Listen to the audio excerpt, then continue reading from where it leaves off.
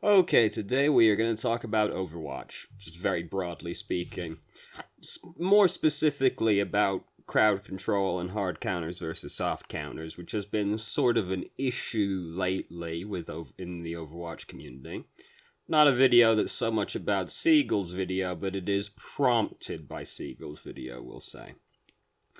So, we'll start with the conversation about crowd control, because a lot of people just want crowd control taken out of the game, flatly speaking.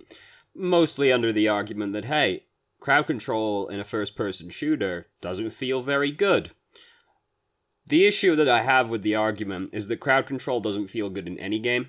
If you go and play a MOBA and you get crowd controlled, tell me that you enjoy the experience of being crowd controlled, right?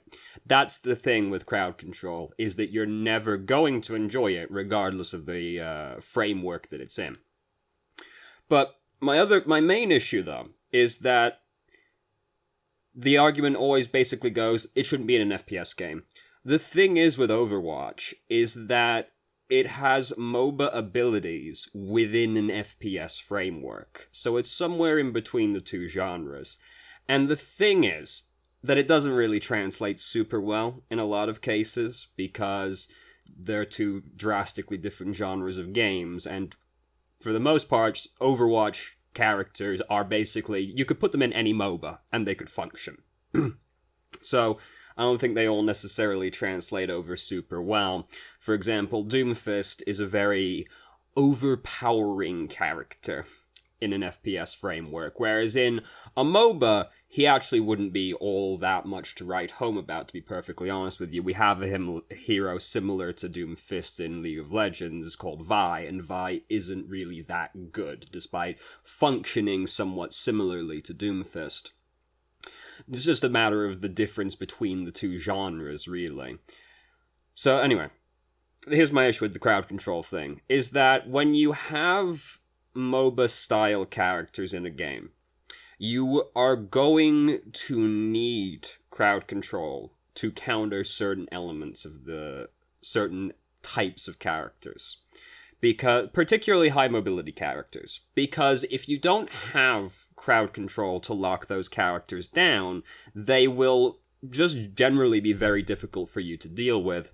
We can see this all with Tracer, basically since the release of the game up until Bridget was released, where Tracer didn't really have a counter. All of her counters were skill-based soft counters, right? So Tracer could outplay everybody that theoretically countered Tracer. And there was not much you could do about Tracer if she was really good, right? If she was better than your team, the Tracer beat you. And then Bridget comes along and she counters her because she has a reliable form of crowd control for the Tracer, right? The thing is that if you don't have crowd control, there's nothing you can do about that kind of character, right? Also, see Doomfist, very high mobility character, but also very tanky on top of that, which makes him, like, doubly overpowering. Imagine, though, just imagine that we took all crowd control out of the game, as some people want to have happen, right? Just imagine everything's gone. Sleep Dart, gone. Bridget's stun, gone. Flashbang, gone. All crowd control's gone. Imagine it's all gone for a second, right? So suddenly, what do you do to stop Tracer? You shoot better. What do you do to stop Hammond? Imagine Hammond is grappled onto the point in front of you, just spinning around and around and around, and there's an Ana over there keeping him alive from really far away. What do you do about the Hammond? You just try and kill him while he's being very aggravating to all parties involved, spinning around the point. And you can't do anything until you get rid of him, but he's being difficult to remove because he's tanky, currently doing something that makes him harder to hit reliably, and then somebody over there is healing him. If you got crowd control in your team, it's no big deal. He starts spinning around and you just go, stop that. And then he stops that, and he feels bad about it, right? You stun him with Bridget, flashbang him, whatever, pin him if you're playing Reinhardt and feeling like, really fuck this Hammond kind of thing. Then it's no big deal. But if you remove crowd control, suddenly he becomes an issue to deal with. And you can see this in, like, a lot of the, like, lower ranked games where, like, a lot of people have trouble dealing with Hammond when he's doing that kind of thing. Like, sort of like bronze to gold, they have trouble killing people in general, but particularly when the person is hard to kill, like Hammond rotating around the point, he can be there for like fucking 30 seconds before anybody does anything about it, right? So, and this is like, in like fucking 2,000 whatever years from now, when we've got like 9 variations of Tracer in the game, which we will inevitably eventually have, right? And as we go on, this is how like all hero-based games go. Eventually, like, more and more like high mobility heroes get added as time goes by. That just tends to be the way of these games, because as time goes by, developers start doing like weirder things with character designs, so which typically amounts to them doing a lot of like really weird shit, usually related to mobility. So when we've got like 9 variations of Tracer and like 12 very highly mobile people bouncing around the map, right?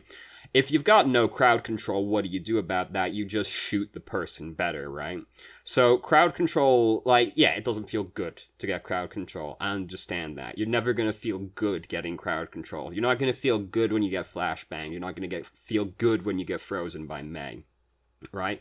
That's just universal with across, like, all games like this. But you need it. You need it to deal with certain kinds of characters, because if you don't have crowd control, you don't, like, there's not a lot you can do about it other than click on the head better.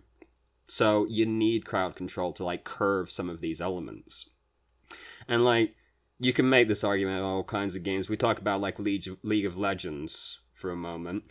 Then, you know, there's a character in that game called Master Yi, and do you know what Master Yi's thing is? It's that he runs really fast and he stabs you really good with his katana. And you can't slow him while he's running really fast. So, if you don't have hard crowd control to stop the Master Yi, he kills your team. That's what happens. He gets enough damage, and then he just runs right past your tanks, and he kills you. So, if you don't have hard crowd control, there's nothing you can do about that. And that would be really fucking frustrating, right? If this is, they picked Master Yi, guess we're fucked, because he's just going to run up to us and stab us now. But no, you can pick the characters that have hard crowd control to counter Master Yi, right? So you need crowd control to stop that kind of element from being completely overpowering. It's much worse also if the hero is relatively easy to play. Like, Doomfist is not that difficult to play well, and he's high mobility, high damage, so it's just very overwhelming to play against Doomfist, particularly if you're in the lower ranks, where a decent Doomfist can just absolutely, like, dumpster people. So that's my thing with, like, crowd control. There's also this thing with hard and soft counters in the game, and people are of the mindset that you should only really ever have soft counters to something, because this in some way makes the game more nuanced if you have soft counters instead of hard counters to everything. But, like, and don't get me wrong, you can take this too far, because if you have nothing but hard counters, then eventually it just becomes a game of musical chairs where both teams are constantly switching back and forth between the characters that counter each other. That'd be very annoying. So you can't, like, overload the game with hard counters, certainly. But, like, you require a certain amount of hard counters in the game for basically the same reason as the previous point, where if you don't have hard counters for some things, there's just something you can't deal with as a result of that, especially if it's something that is, the character can be very overpowering. Like, Doomfist has not really had a hard counter, right? As a result, if there's a good Doomfist on the enemy team, there's very little you can do about it, except basically gang up on him with multiple people. Whereas if there is just a hard counter to Doomfist, then that issue is kept in check. And people talk about hard counters as if it's somehow going to remove nuance from the game, but the thing is that people don't want, like, there are hard counters in the game now, it doesn't mean people are going to change to the hard counter, right? Because people like to play the heroes that they're going to play. Generally, people don't like to do a lot of switching in this game. They just kind of pick a hero and they stick to it a lot of the time. My experience, you feel free to disagree with me on that one. And you feel free to disagree with me in general. By all means, you're all big boys and big girls. You can have your own opinions about things. This is just my perspective on the matter. And soft counters are not necessarily drastically nuanced in and of themselves, right? I know this, talking about Siegel's videos, one of the examples he had was Mccree versus Reinhardt. And his idea of this being like a nuanced counter, basically, was that There's counterplay here because the Mccree wants to throw the flashbang over Reinhardt's shield, so the Reinhardt can lift the shield up if he reads the Mccree is going to do this, which will be super telegraphed, because, I mean, Mccree's running right up to me, what's he going to do, right? Mccree is close to me, what's he going to try and do? He's going to try and throw it over my shield. So you can hold the shield up to block it, or you can jump and you can block it. And he was like, but if the Mccree reads that, he can throw the flashbang at his feet when he lifts the shield up. Ho ho ho! Like, yes, this is very nuanced gameplay, certainly. I either hold it up to block it, or I don't hold it up to block it, is basically what it amounts to. And, because it's not like it's hard to read the Mccree is going to do this. If he's next to me and he has his flashbang, he's going to try and throw it over my shield. And if he throws it at my feet instead, fucking good on him, frankly. If he pulls off that kind of read, whatever, he earned it. But that's not really that nuanced. And another example was this was like his be-all end-all, basically, in terms of counterplay, which was Pharah versus Widowmaker, right? Because Widowmaker is like Pharah's hardest counter. And his idea of it being nuanced was that the Pharah isn't completely fucked because you can outplay the Widowmaker, but the way that Pharah outplays Widowmaker basically just amounts to sneak up on the Widowmaker. Which isn't really that complicated, or that nuanced, is it? It's sneak up on the Widowmaker. How you sneak up on the Widowmaker will vary slightly from map to map and game to game, yes, but the strategy basically boils down to sneak up on Widowmaker. If you sneak up on Widowmaker, you kill her. If you don't sneak up on Widowmaker, she kills you. That's not really that nuanced either. So it's not like, just because it's a soft counter doesn't mean it's somehow somehow makes it more nuanced this way. People had these big ideas about Overwatch when the game was coming out, that there wouldn't be a tier list in terms of heroes, because every hero could theoretically beat every other hero, even if they aren't suited to. Like, somehow, Symmetra's gonna kill a Pharah, right? Like, this is not really how a tier list works. It's not strictly based on, it's not like, no hero can kill this hero, so they're the best. It's like, this hero is the most useful in a lot of situations, and is just very blanketly a very good hero. That's how a tier list, actually works. They're favored in a great many situations, or they're useful in a great many situations. It's not predicated solely by who kills who, though that does play into it. And lo and behold, it turns out there is a tier list for Overwatch, because there are some heroes that are just blanketly more useful than other heroes. Who would have guessed? Kind of got off topic a little bit on that one, but the tier list thing when the game came out was so very upsetting to me. People were like, there's no tier list for Overwatch because somehow Symmetra's gonna kill Widowmaker, so that or with Pharah, so that means that because Symmetra can kill them, that means they're equal somehow in terms of playability. As if the game works like that. That bothered me a lot, which was basically, it's a little bit of hyperbole on the argument, but that's basically what the argument amounted to when it came out. Soft counters and hard counters don't really make the game, it doesn't necessarily make the game much different in terms of nuance. The issue, I think, that comes into it with hard counters versus soft counters is mostly just that you can switch freely in Overwatch. I think if there was some kind of limiting factor in terms of hero switching, it would not be even remotely an issue, because no other game complains about hard counters and soft counters, really. People find hard counters upsetting, sure, but I mean, most other games also have some manner of, draft pick, where you can pick and ban heroes relative to each other, so if you, first pick a character that can be very heavily counterpicked, then you asked for it, right? You're meant to save that till later in the draft so that you don't get countered, that kind of thing. Overwatch doesn't have anything like that. You can just kind of switch freely, so this is why, with Overwatch specifically, you could definitely have too many hard counters, because then the game would just turn into musical chairs where people are just constantly switching back and forth. So you can't do that. But you do need a certain amount of hard counters to keep certain elements of the game in check.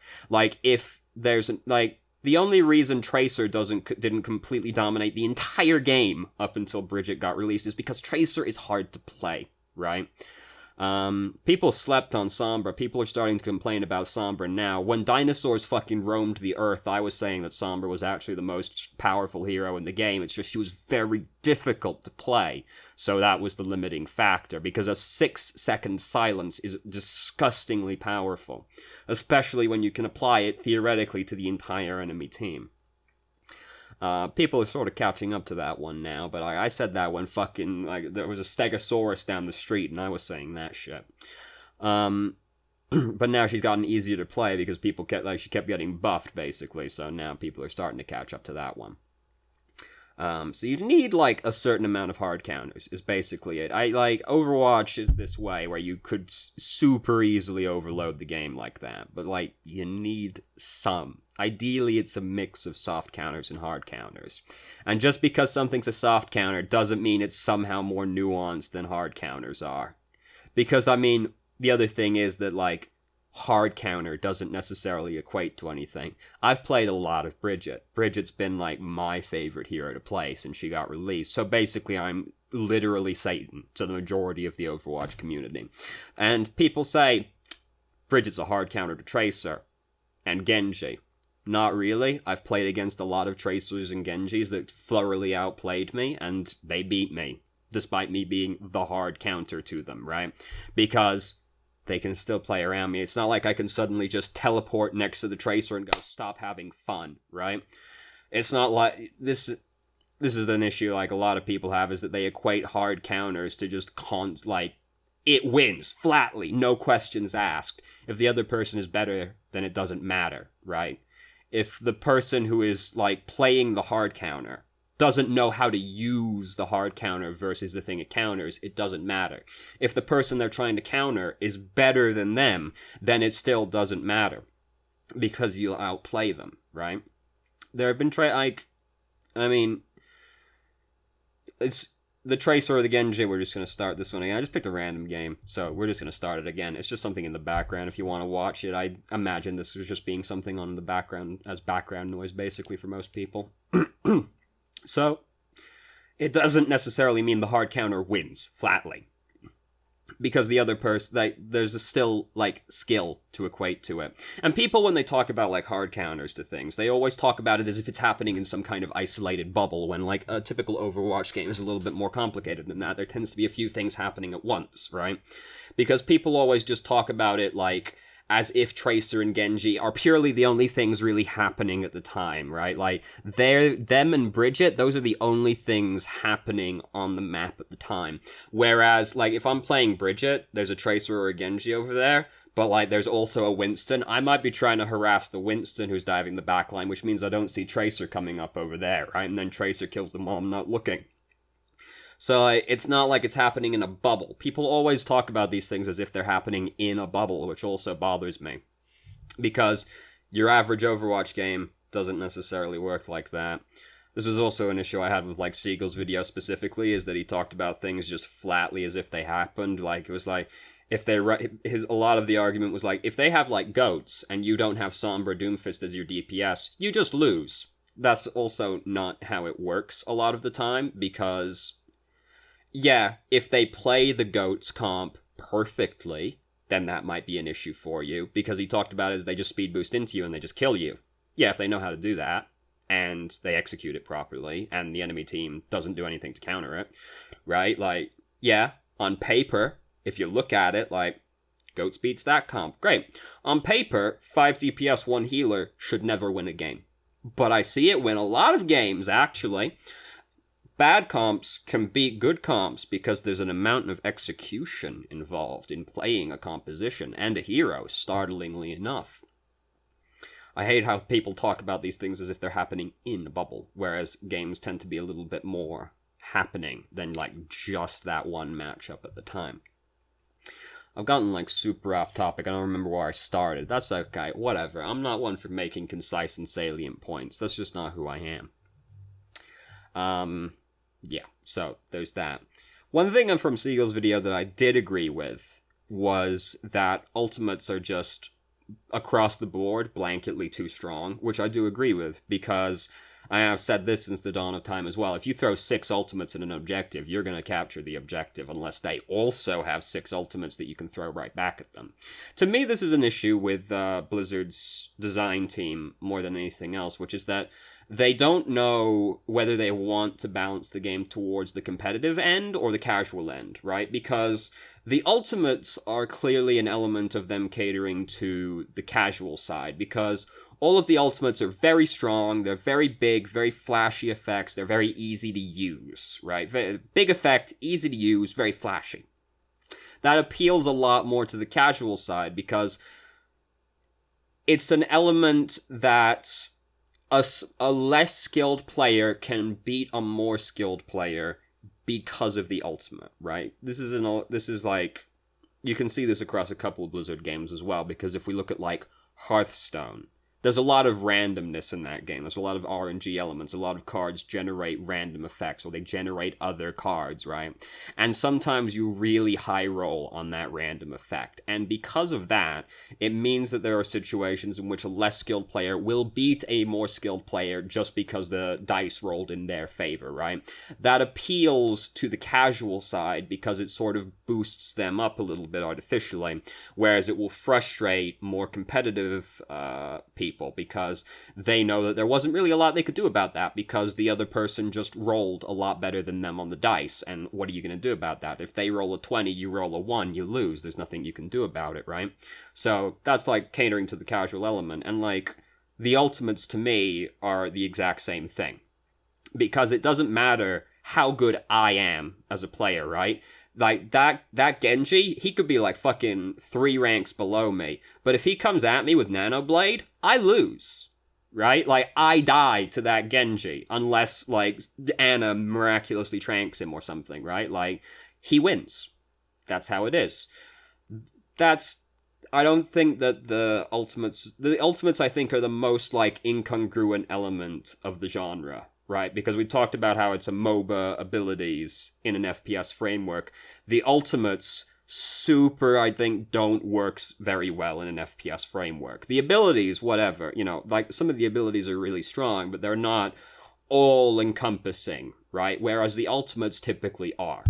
It's just, like, you watch, like, any review I've done for somebody before, I'll say, like, they came at us with 5 ultimates, we had 1 ultimate. That means we lose that fight. That's just how it is. Now, that means that we might have the ult advantage going into the next fight, but, like, if they run at us 5 ults, we got 1 ult, we lose. It's kind of that simple. So I think that that's the biggest issue that Overwatch has in terms of game balance, personally, is ultimates are too strong. Because they are just kind of like I win buttons in a lot of situations, particularly like certain combos. There's just really nothing you can do about it, right? Like, you get gravitoned, and then they throw barrage at you point blank. Shit, dude. You died. What can you do? What can you do, right? Nanoblade comes at you. What can you do? Get lucky and stop him. Otherwise, he kills you.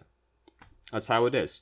So I do think that ultimates are a balance issue for Overwatch. I just think, generally speaking, the game would be better off without ultimates entirely, but let's be real, that'll never happen.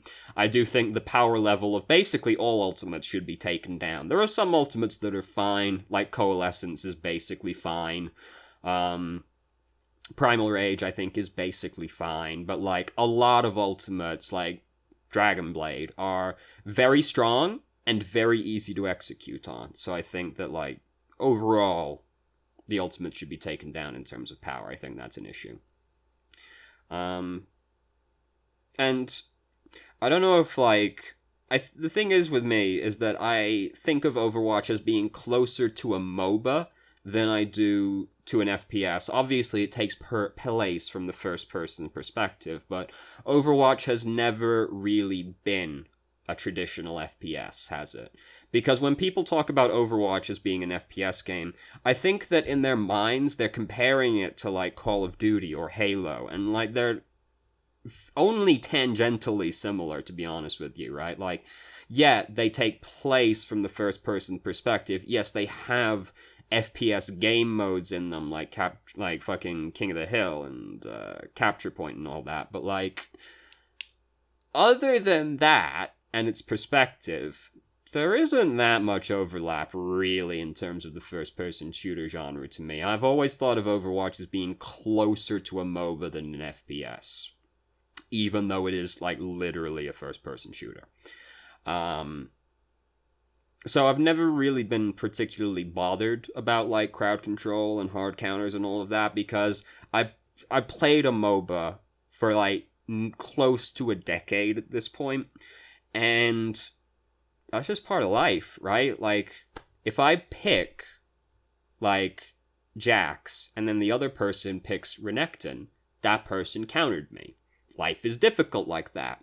Now, I can beat that guy. There are specific strategies Jax can use to counter Renekton, right? So, you can do it, but it's always going to be hard for you, right? Crowd control is never going to feel good. These are just universal truths in life. This is a game design thing. Players don't like when control gets taken away from them. And people are complaining about it now because of Bridget. Bridget's a popular hero with easy crowd control, so people have been complaining about crowd control a lot more now. But, like, people have always been upset about crowd control in Overwatch. It's just now people have, like, really honed in on Bridget. Because think about when the game came out, and everybody was bad, right? We're still all bad, but when everybody was worse, right? People fucking hated Mei. People still hate Mei. People to this day, you will find people that will argue to you, Mei is overpowered and has no counterplay. It's because she has crowd control. That's why people don't like her. And people don't like to get frozen. It feels bad. It feels bad to get frozen and then look at Mei stand perfectly still in front of you, wave, and shoot you in the face. That feels bad. That's always going to feel bad, right? When, think about Roadhog. Roadhog got absolutely fucking gutted because Roadhog was a particular source of ire in the community, and it is always the hook heroes that are a particular source of ire for the community. You can look at any game that has a character with a hook in it, they fucking hate the hook character, right? League of Legends, Dota, Overwatch, it's a universal constant. If there's a character with a hook, they'll complain about it. And the reason for that is they see the hook, they see the hard crowd control element, and they go, there's no counterplay to this. He just hooks me and I die. Whereas we know, all of us know that the actual counterplay to the hook heroes is don't position like an idiot, right? You know he has the hook. You have to play around the fact he has the hook until you see him use the hook, because the hook will kill you otherwise. So you position differently when you know there's a character over there that has a hook. The thing is, to a lot of the casual fan base, positioning-based counterplay is not immediately evident, right? Like, positioning has always been a great sticking point for people, right? Because positioning is something that is hard to figure out exactly what you're doing wrong. Because a lot of the time, a positioning mistake can literally be a difference of 1 or 2 steps too far forward that led to you dying. So people see the hook, the counterplay is positioning, they don't necessarily equate, like they can't really figure out this positioning business, so they just look at the hook and they go, it's overpowered. There's no counterplay to this. Fuck crowd control. He just hooks me and then one-shots me. What can I do about that? And as a result, Roadhog got absolutely gutted. And people will still tell you that Roadhog is overpowered because they don't like being hooked and they don't know what to do about the hook. And you can see this in all games. In League of Legends, there are a few characters that have a hook. All of them got nerfed because this universal constant kicks into effect. And, like, Blitzcrank was the example because he was the hook champion. And he is, like, borderline unplayable in the game, as it currently is, because he has no utility attached to him other than his hook. So, like, hey, you better hope you fucking just crush his Blitzcrank, or you're gonna be, like, detrimental to your team. But people will still tell you Blitzcrank is overpowered. People will still ban Blitzcrank because they don't know what to do against Blitzcrank. So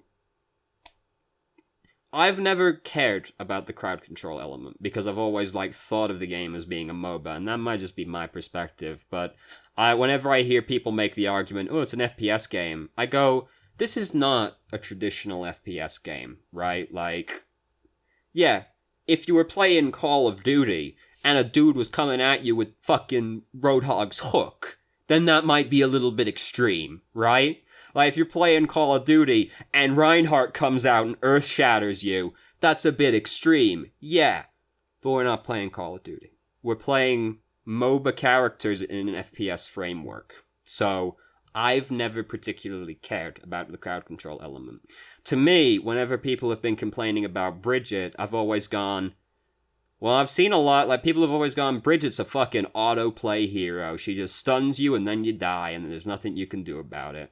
I've seen a lot of very bad Bridget players. I've seen a lot of people that do not know how to play Bridget. I've seen Bridget lose games. I've lost games as Bridget. If you can believe it, there is counterplay to Bridget.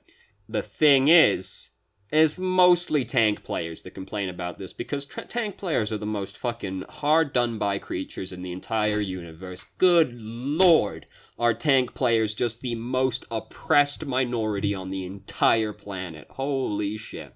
It doesn't matter what happens in this game, the tank players will find a way to spin it so that it's the end of tanking. And this is coming from someone who played Reinhardt from launch till Bridget's release, when I started playing Bridget.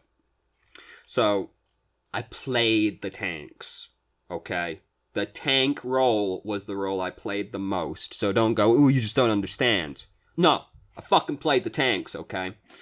The thing is, with Bridget, specifically for the tank players, is that the Reinhardt player goes, well, I don't understand. I always just hold right-click and then hold down W, and I push in. Now I can't do that, because she stuns me when I hold down right-click and W! How unfair!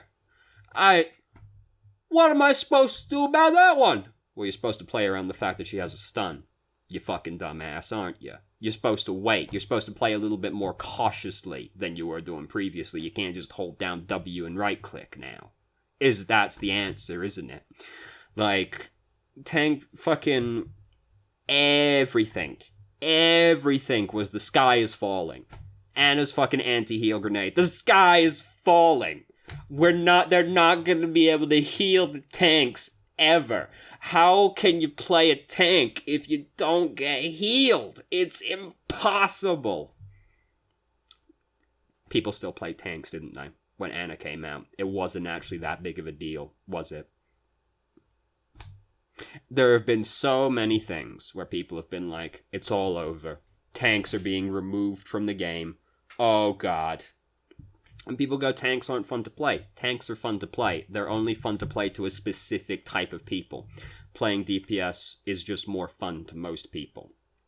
There's also an element of, like, catering to a certain fantasy with people, right? This is the thing, is that video games ultimately are about fulfilling a fantasy, right? There are a lot of people that have a fantasy of being a cyborg ninja. There are not that many people that have a fantasy about being a paladin, right? More people want to be Genji than want to be Reinhardt. That's just how it is. The tank and support roles are always going to be less popular. But they're never going to just, like, disappear because of an element in the game, because they're just, like, team composition-wise. It just doesn't make sense for that to be the case. But tank players, Jesus Christ, y'all are fucking babies. Doesn't matter what happens, there's a way. The sky is falling. The sky is falling. The sky has yet to fall. So what else was I going to talk about? Oh, yeah. So, people also, this is another thing that's, like, really fucking stupid to me, is that people, like, seem to complain about the idea of a metagame existing at all, because it doesn't really matter what's currently meta. People hate it. And this is just true across all games again, but, like, Overwatch, the Overwatch community is particularly delicate, right? So every single thing in the meta is particularly arduous for them.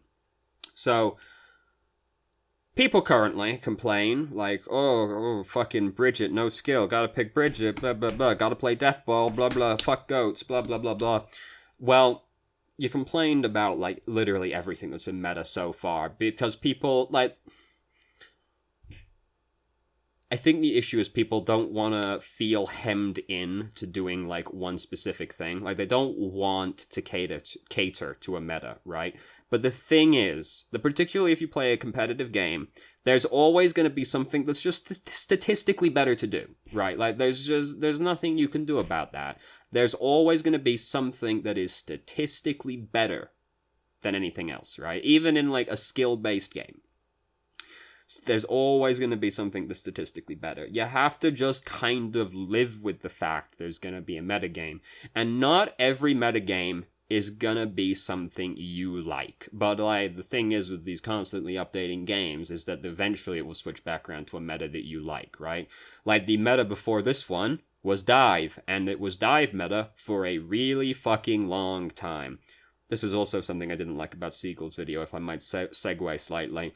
Whereas he talked about the meta being dive meta only for very high SRs. This is not true. The thing is that whatever is meta at high SR will become meta lower SRs, regardless of if they know how to do that. Because these people, they look to the streamers and the pro players for what to do, and they see them running dive constantly. That means they will also run dive, regardless of if they can actually execute a dive comp. Like, I remember just being filled with dread constantly when people went, let's do dive, because I knew they didn't know how to do a dive comp, but they were gonna do it anyway, because that's what the streamers did. So, like, I didn't agree with that, where he said it only happened in high SR. No, it happened at all SRs, because people copy pro players and streamers. That's what they do. But, like, the meta was dive. I hated the dive meta. I hated it. Because I was someone who played Reinhardt. Reinhardt didn't really cope very well with the dive meta. People told me Reinhardt was useless. People told me that you can't pick Reinhardt, you're throwing. This was never really the case. My Reinhardt win ratio remained good at all points in time still. But I hated playing against dive comps, and I saw it all the time, and it was so frustrating. So Bridget comes along, dive meta suddenly stops, and I think, thank goodness, oh, I've been saved from this metagame that I hated. And now people who like dive meta are going, I hate Deathball, oh, God, what a fucking travesty. Blizzard's got no idea what they're doing. Metagame's gonna happen. That's just part of life also. It's one of those things with, like, crowd control always feeling bad, right? Metas, they're gonna exist. You kind of have to deal with that. Metas, they exist. Tier lists, they exist. They're an inescapable part of life. You can't get away from them. They happen in video games. There is no game that well balanced. There's never going to be a Blizzard game that's that well balanced. So, I don't necessarily think there's a lot you can do to fix any of these issues, really, because, like, a lot of the issues from my perspective is basically just community reaction to things, and that's basically impossible to fix. Like toxicity. Toxicity's always been an issue for Overwatch, and I mean, it's always been an issue for competitive games in general. Toxicity is also one of those things. Turns out when you give people an amount of anonymity, turns out they turn into complete fucking jackasses. People will turn into complete jackasses regardless of anonymity, but when you give them anonymity, they turn into complete assholes freely. So, you can't really do anything about that. Like, it's just, that's gonna be, like, how the community is. You can do things to, like, curb it slightly, but you'll never get rid of it. Like, the issue from my perspective, all issues balance-wise for Overwatch, because obviously Overwatch is no fucking perfect game. No game is. But, from my perspective, the issue for Overwatch's balance is just that the Overwatch dev team doesn't know if they want to cater to the casual element or the competitive element, and as a result, we end with a game that is stuck between the two of them. And these two elements just don't mesh with each other, right? If you counter more to the competitive side, then the casual side's gonna hate that. If you cater to the casual side, the competitive side will hate that, because these two things are at odds with each other. So, if you just, like, because we are so smack in the middle of them, both sides just end up getting frustrated. Where I think you need to decide, who are we balancing this game for? Are we more interested in the casual side, or are we more interested in the competitive side, right? And you gotta make a decision. And these two things, there's not a lot of overlap between the competitive side and the casual side. You gotta kind of make your decision with what you want. Like, Hearthstone, that's catered to the casual side. That's clearly what that game is catered to, right? The casual side. Whereas you look at a game like Dota is very catered to the competitive side of the game, right? Is that game not friendly to casual players, right? So you gotta kind of decide. Overwatch is distinctly in between those 2 points, and that just leads to everybody being frustrated. But I don't expect Blizzard to ever really change their design philosophy when it comes to, like, Overwatch. And, spoiler warning, if they do decide on one side, it's gonna be the casual side, because that's the bigger fan base. So maybe we don't want them to pick, necessarily, because let me tell you, I'm more on the competitive side. They won't pick my side. They'll pick the casual side if they pick a side. Like a lot of its community reaction, you can't fix the community reaction to crowd control. It's always going to be, I don't like crowd control. You can't fix the community reaction to hard counters because they're always going to go, I don't like hard counters. Hard counters feel bad. And I mean, there is something you can do about that one, and that's to implement some kind of draft system into Overwatch, but I can't begin to suggest a draft kind of element for Overwatch because I'm not a game designer. Startlingly enough, I'm not a game designer. So I can't envision a draft system for Overwatch because I can only think of the draft systems I know for, like, League of Legends or Dota or something, and, like, these two things would not translate super well. I also think you need probably a bigger hero pool than the one we have currently to want a draft system. I don't think our hero pool is big enough for that one yet. So you could do something about the hard counter thing, which is just, like, limit the amount of switching you can do in a game. Maybe put a cooldown on being able to switch heroes, where if you change a hero and you leave spawn physically, right, like, not just the switching, you switch and then you leave spawn, that puts your ability to switch heroes on a cooldown. That would do something to limit this a little bit, so that people couldn't just keep choosing musical chairs over and over again. Because then then that introduces gameplay, right? Because you go, well, there's a dude over there, I can counter by picking this hero. But then if I do that, I can't change for, let's say, a minute, right? And then he might change to my hero's counter, and if he changes to my counter, I'm really fucked, because my hero gets super countered by this hero. So then you make a decision, like, whether or not you actually want to switch to your counter, because then that exposes you to potentially being counterpicked as well. So, you know, you can introduce gameplay like that, I suppose. Because